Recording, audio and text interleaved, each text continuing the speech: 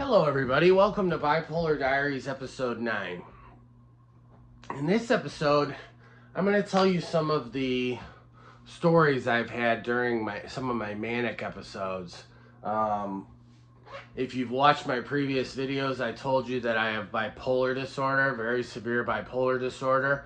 When I'm treating it with medication, it's very manageable. I function pretty much the same as a normal person without a mental health diagnosis. But when I'm not taking medication for my psychiatric illness, bipolar disorder, I can have very severe manic and depressive episodes. And I wanted to tell you some of the stories of some of the adventures and hijinks and bizarre experiences I've had while living with bipolar disorder. Since I was diagnosed when I was around 23, I've had about 10 or so full-blown manic episodes. They usually happen every 2 to 3 years, so it's not like a rapid cycle. And then that's followed by usually depression for a couple weeks if it's not treated. So some of the crazy things that happened, I was sober for 2.5 years. I was completely clean and sober. I was doing really well. I was working out a ton. I was training in mixed martial arts. I actually had a mixed martial arts fight, an amateur MMA fight, and I fought a guy who was 10 years younger than me, who was 2-1, and I ended up winning that fight. I did really well. I've trained in wrestling and martial arts pretty much my whole life, and I was sober for 2.5 years. I was leading AA meetings. I had a couple sponsees, and I was doing really well. And the only reason that I relapsed and went back to drinking, I was sober from 2017 to 2019. So if I wouldn't have relapsed, I could be claiming 7 years sober right now. But as it stands right now, I only have close to 2 months because I relapsed. But I was sober for 2.5 years. I was working out, I was making good money. I had my own place in Garfield Heights, and I wasn't on medication for my psychiatric illness. I was trying to treat it all naturally, just by working out and I was taking a lot of herbal supplements. It was at the time when I was watching Alex Jones's radio show InfoWars, and I was taking a lot of his health supplements and stuff, spending hundreds of dollars a month on health supplements. And I ended up relapsing because I started to have a manic episode and I couldn't sleep and I was staying up all night, and I ended up driving 5 or 6 hours up to East Tawas, Michigan, from Cleveland to East Tawas, Michigan. And I was starting to go more and more out of my mind, and I thought that the radio was communicating secret messages to me, and my car radio was talking to me and giving me these messages. And this was during the Trump administration back in 2019, and I thought that Trump's administration wanted to fly me to Washington D.C. and I would be a secret covert agent for the government or something like that. And I ended up coming back to Ohio, and I thought that the world was ending. I thought that we were literally in the apocalypse, and that pretty soon there'd be mass chaos and destruction in the United States, and that the US would be wiped out, and we were in imminent danger of the apocalypse. So I remember deciding, screw it. If the world's gonna end, I might as well drink. So I went and got a 12-pack from the gas station and started drinking. And I was out of my mind on my balcony, and I was reading pages out the Bible and burning them and stuff like that, and just completely out of my fucking mind.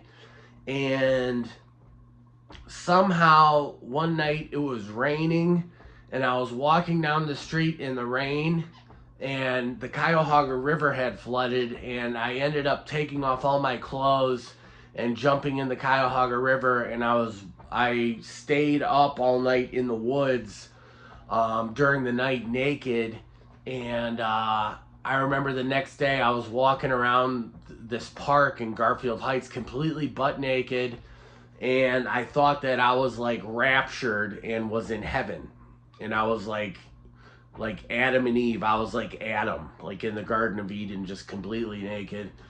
And I was walking through the woods, and I thought that I was in heaven, and I thought that I had like died or been raptured or something like that, or called up into heaven, and that I was in heaven and I was gonna meet my Eve.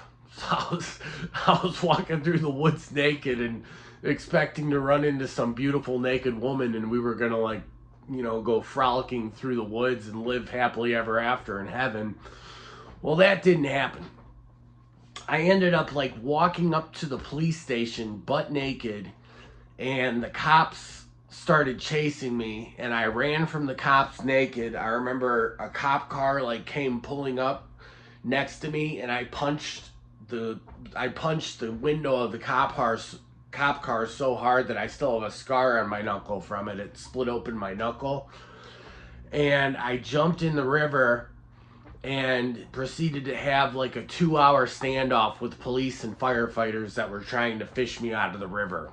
And I had climbed up into a tree in the middle of the flooded river in Cuyahoga Valley, the Cuyahoga River. And I stayed up in the tree for like 2 hours, and cops were like telling me to come out, and I finally came out and gave myself up. And I was taken to North Coast Behavioral Mental Hospital and had to spend 3 weeks in the mental hospital. So that started my relapse, and I started drinking from there on out. And let me just fast forward. This was like a year or so after that. I was staying at a sober house, but this wasn't anything like the sober house I'm staying at now. The place I'm staying at now, they have rules. You have to go to 4 meetings a week. We have IOP in the evenings from 6 to 9 p.m. We have IOP. It's like group therapy. And you have chores that you have to do and everything. This is like a very structured, like sober living place. And if you were drinking in here, they'd know, like day one. But this other sober house I was staying at, it was more like just a flop house. You could just stay there and do whatever the fuck you wanted. It was in Garfield Heights, and they had freaking bed bugs. I remember sleeping in the bed, and they had bed bugs, and I'd wake up all itchy and with freaking bite marks from bed bugs on me. And I'm like, man, this place is a fucking dump. So I was drinking at this sober house, which wasn't really a sober house. It was just a house with really cheap rent in the hood. I was like one of the only white guys in our neighborhood. And nothing against black people, but it was a black community. It was Garfield Heights, Ohio. So I I was drinking there. I was drinking like, you know how they have you go to the liquor store and they have the smaller size bottles? I think that's a fifth. I was drinking like one up from there, like a freaking pint of bourbon a day and chasing it by beers. And I started to get manic and get more and more out of my mind. And I thought that I was the fallen angel Lucifer. I was having the delusions that I was actually Lucifer, the fallen angel, and that my mission was to go to LA and wipe LA off the map. I thought I had like divine, like superpowers, like ordained by God, and that I was going to go to LA and destroy the entire city for all of the evil and the filth that Hollywood puts out and the garbage, and for poisoning the minds of the nation, and for LA being such a wicked place. I thought that my mission was to drive to LA and destroy LA. So I got in my car and I started driving to Los Angeles, and I was driving as fast as I could. I literally had the pedal to the floor and was going like 130, 140 miles an hour down the highway. And I ended up getting in a high-speed chase with the Ohio Highway Patrol. I remember seeing flashing blue lights behind me, a highway patrol car, and I just kept going. I didn't pull over. I just kept going because in my mind, I was Lucifer in my mind. And they ended up setting a roadblock of like 2 trucks that blocked the highway, and so I couldn't go any farther. I had to stop. And the cops got out, both with their guns drawn, and told me to get out of the car. At least that was enough in my mind. I put my hands on the steering wheel. They told me to get out of the car.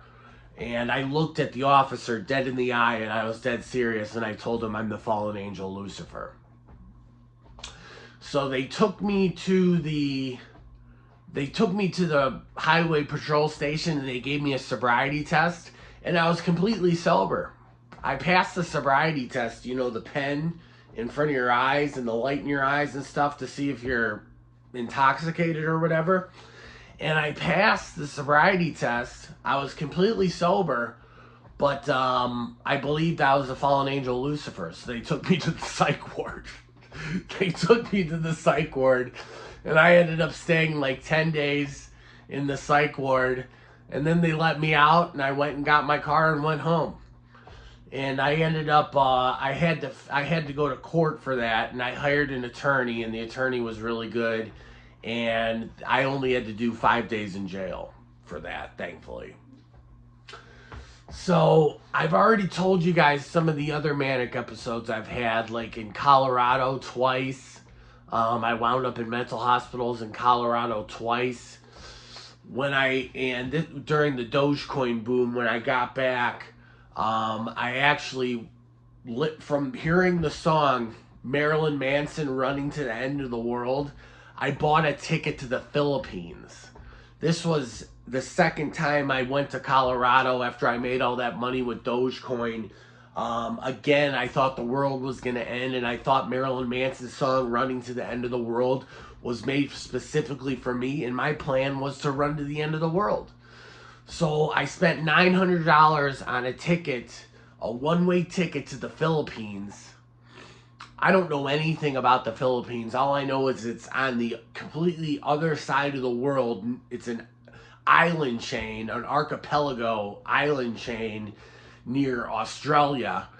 And I was going to fly there and live there, and I was chatting online with this girl on Facebook and she was like this lady from the Philippines on Facebook, and I was like, yeah, I'm coming to the Philippines soon, and we were talking, and I was going to use some of the money I made from Dogecoin to buy a fucking rice farm and live in the Philippines for the rest of my life.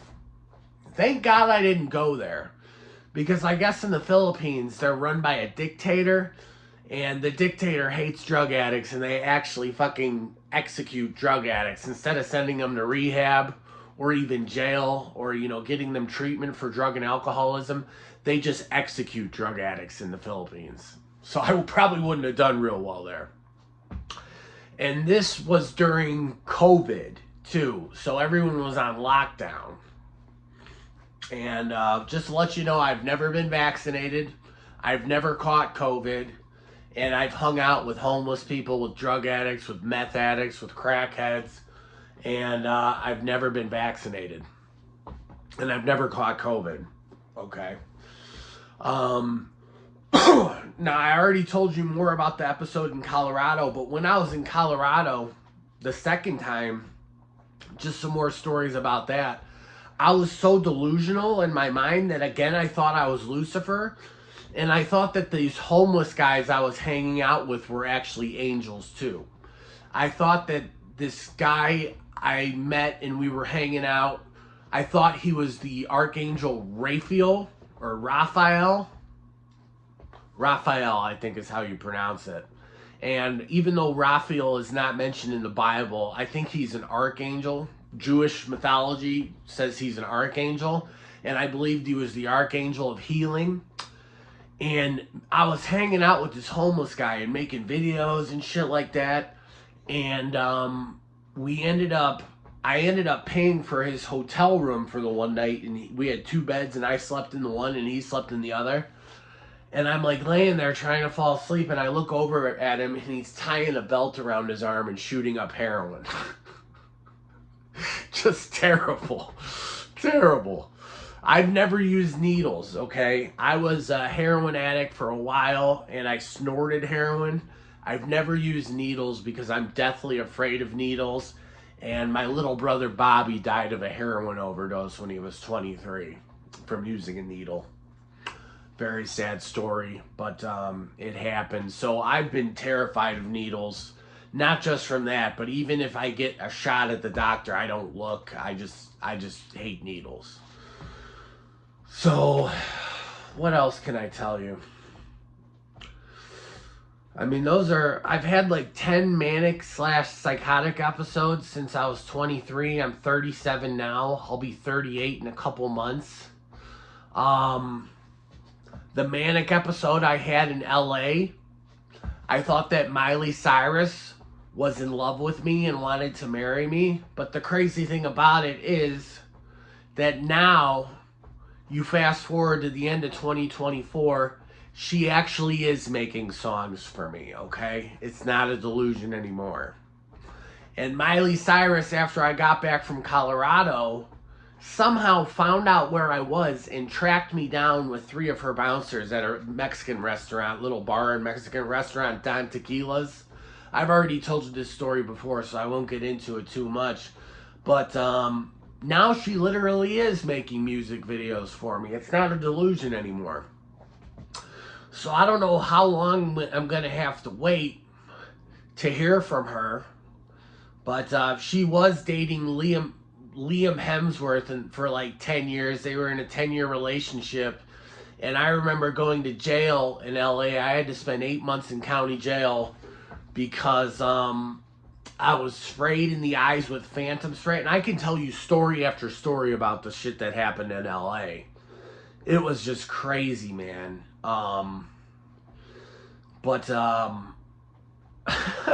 It was really out of control. I was completely psychotic, out of my fucking mind. And I thought that Miley Cyrus was in love with me, but the crazy thing about it now, she might literally be in love with me. I don't know. I haven't heard from her. Miley, if you're watching this, I know you want to take it slow, but it'd be nice to hear from you. You know, I'm thinking about you a lot. And I don't know what's going to happen. Will this manifest? Do we have to? I don't know. I'm taking it one day at a time, and I just have it in the back of my mind. Because when I was talking to this Pentecostal preacher, or he prophesied over me, and he said, I'm going to touch this generation.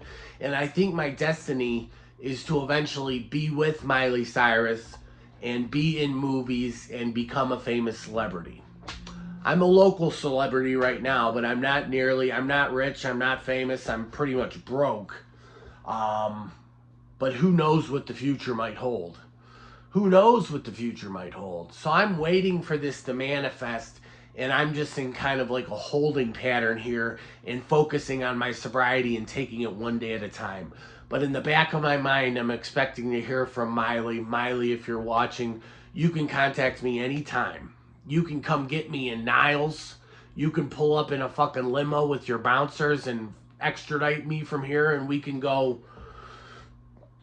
make movies and do whatever, you know, put on concerts. We can do a Christmas concert. I'm not the best singer in the world, but I can carry a tune. I'm a musician. I'm a guitar player. Here, I'll get my guitar out for you one time. This video is mostly for Miley, because my channel is so small, my YouTube channel. I know she watches my videos because Miley, you've been following me on Facebook for years, and you've had to wait a while for me to get my shit together, so it's only natural that I have the courtesy to wait for you, and I'll wait as long as it takes. I hope it doesn't take too long, but I'll have 2 months sober in a little while. By the end of the month, my sobriety date is Halloween, and I was sober 2.5 years. So if you come get me and we go, you know, do whatever, I don't know what the plan is. It's up to you and it's up to God. It's not up to me. I don't have control of that. But let me just get my guitar and I'll play you a little song. I don't know if you know this or not, but I'm a musician myself. I don't really play too much anymore. But I'm an okay singer.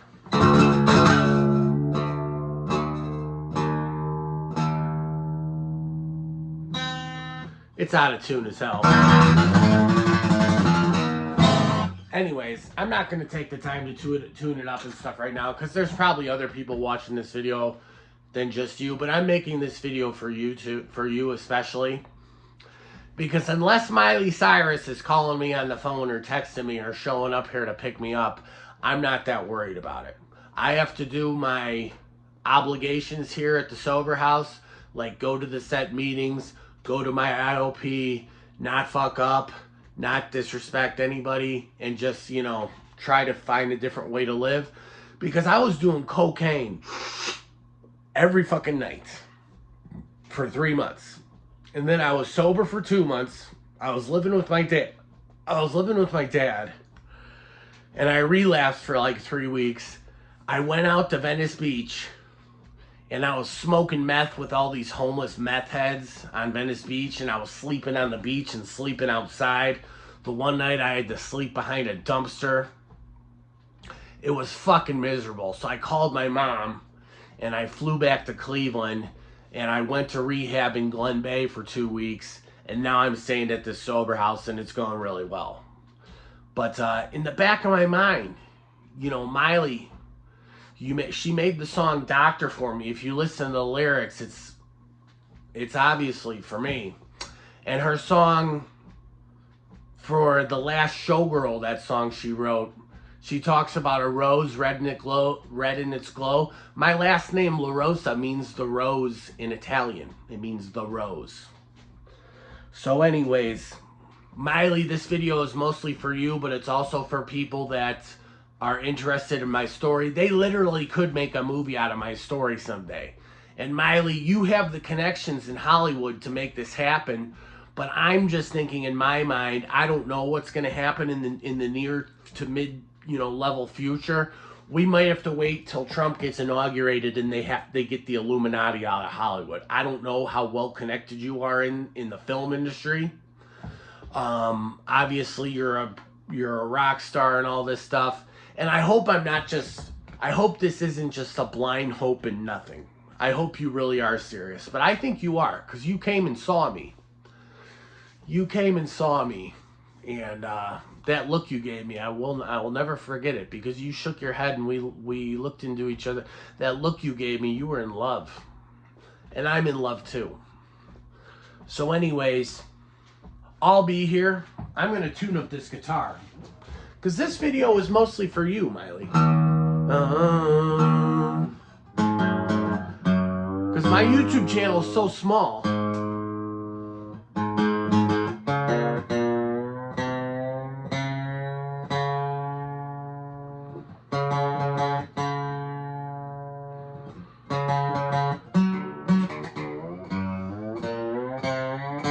My YouTube channel is so small.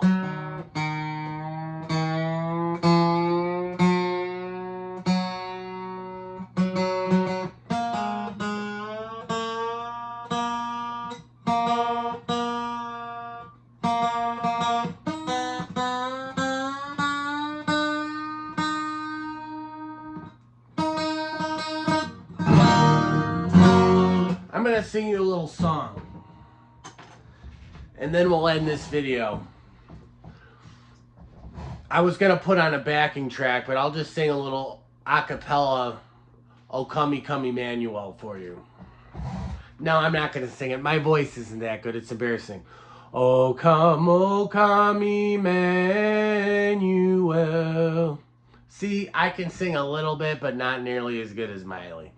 So anyways, sorry to everyone else who had to watch this and listen to my spiel to Miley, but I'm waiting on you, babe.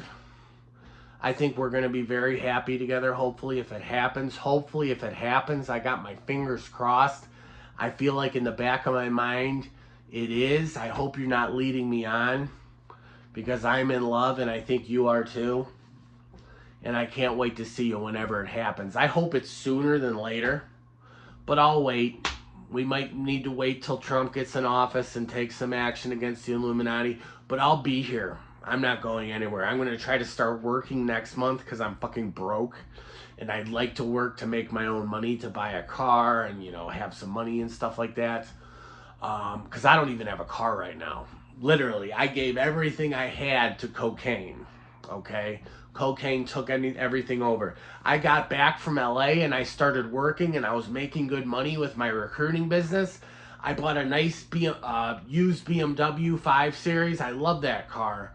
I just had a dream last night that I was driving it. But I totaled it in fucking, without even having it for 2 months on the way to buy cocaine, okay? So I don't have a car. I don't have jack shit right now except my life, my body, my health, my sobriety, and my relationship with God.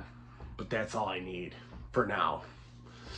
So anyways, hope you enjoyed the video. Sorry to go off on a tangent. I know this was kind of a crazy one, but I just wanted to tell you some of these stories.